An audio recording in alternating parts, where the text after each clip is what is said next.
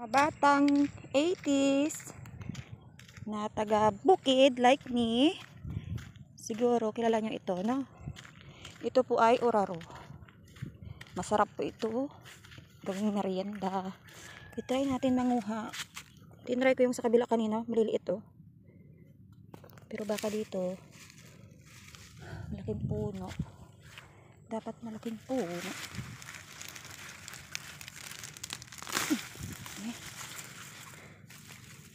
Wala pang laman. Yun.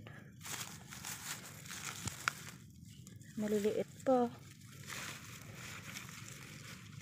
Try natin ulit.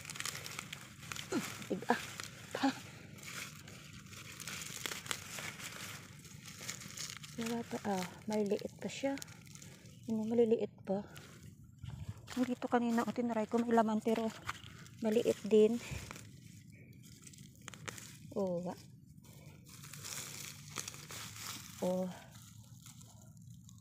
Ayan, oh, malaki-laki, oh. Yan. Sana kahit ganito lang kalaki, oh.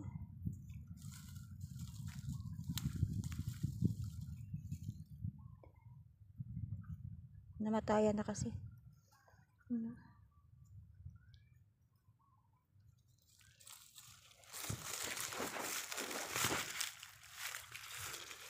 Huwag na muna tayo manguha, kasi ayun to.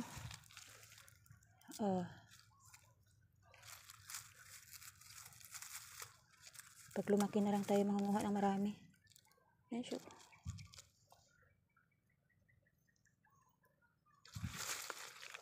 Masarap sana ito merienda eh. Ilalaga lang to. Lagyan ng kaunting asin.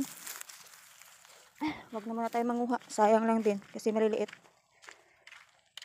Marami yan dito. Oh. Hanggang doon yun sa dulo. Tapos sa kabila dyan. Kaso namatayan na eh.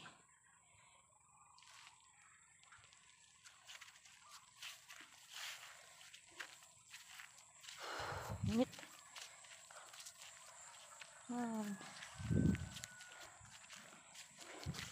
Nagpapa-spray kami. Yung mais nila, oh, malapit ng harvest.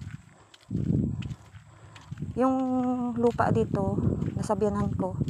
Kaso pinaarkilahan niya para taniman ng mais ng nandito nakatira sa katabi nitong area.